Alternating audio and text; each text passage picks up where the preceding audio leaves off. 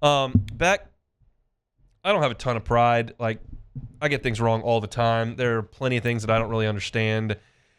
I don't understand almost anything that is going on with this Derek Carr and the Saints split. I cannot figure out what is going on. Yeah, it's one of the more puzzling. It's one of the more puzzling things that we've had in Louisiana sports wise. I'm not really sure I can try to think of other things that have happened like this. Let me just go down the list of the things that I just don't quite get about this. I don't understand when the injury occurred. I don't understand how severe the injury is. And then when I start to learn more things like we did over the weekend where Jeremy Fowler and Kat Terrell reported that before he announced his retirement that his camp had spoken with 2 teams in the market about potentially playing, I don't understand how a guy who has to retire due to medical reasons with his shoulder, who's he going to play? How can he can play or he can't play? Yeah, what would he do? Because was he going to, like, was he talking to teams saying, "Hey, I'm going to retire from the Saints and then come out of retirement and play"? Well, that's for not you? how contracts work. No, it's not.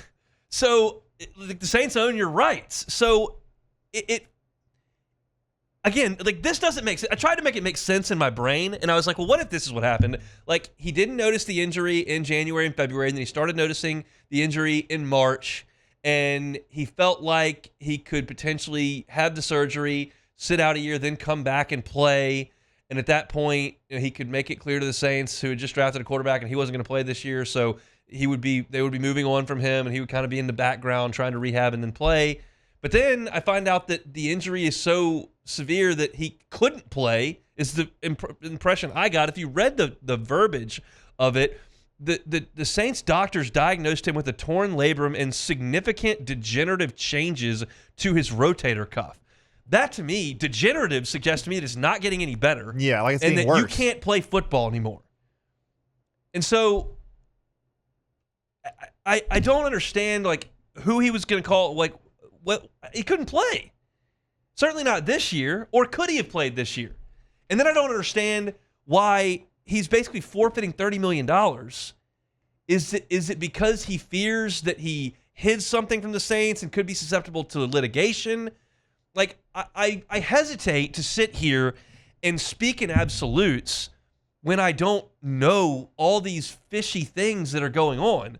All I can say with, like, some degree of confidence is, like, this is bizarre, and somebody's not acting in good faith at some point. It just feels like it was not handled right. Yeah, it really is strange, man. I whenever the news came out first that Derek Carr was hurt and that he potentially may miss the whole season, it just felt so weird, the timing of it.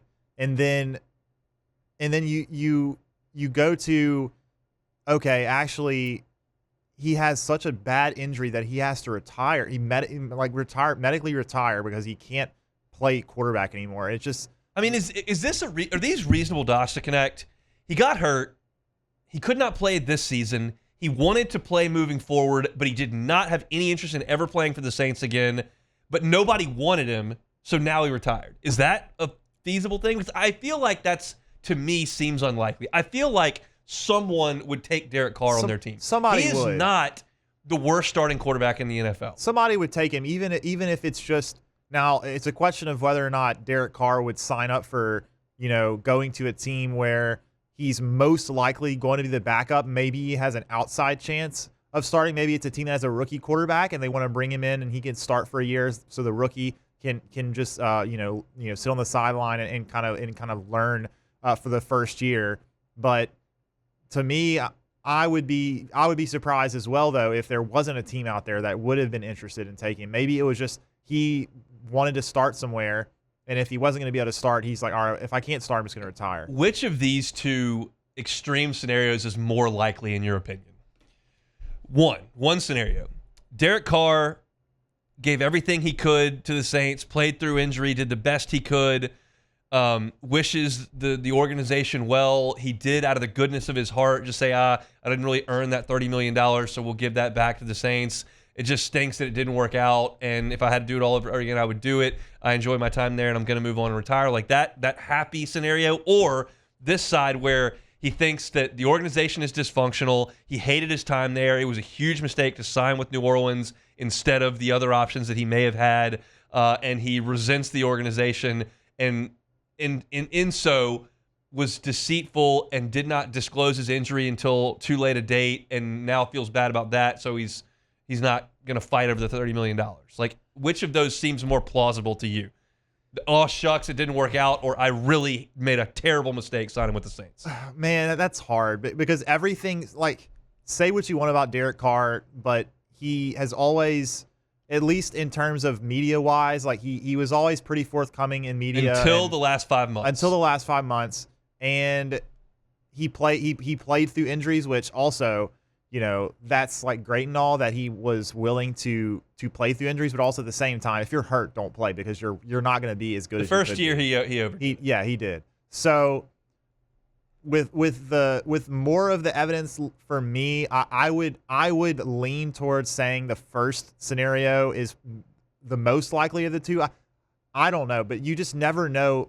You never really know people. You never really know, especially athletes. You never really know them. Like Derek Carr, for all we know, he really could have really hated his time in New Orleans, and this injury kind of gave him a chance to get an out, and maybe he didn't disclose that injury when he got it. You would think that if you got hurt like that, and maybe he was, I don't know how the doctor stuff works. I don't know if he can go to doctors outside of the team, or like if you're under contract. So I don't know any of that stuff, but if he knew he was hurt and didn't tell the Saints and waited until he came back to the team and then they found out he got hurt, that would seem a little bit odd to me too. That deal about you never know, I always live by that. And I just don't care about stuff off the field. I pull for the laundry.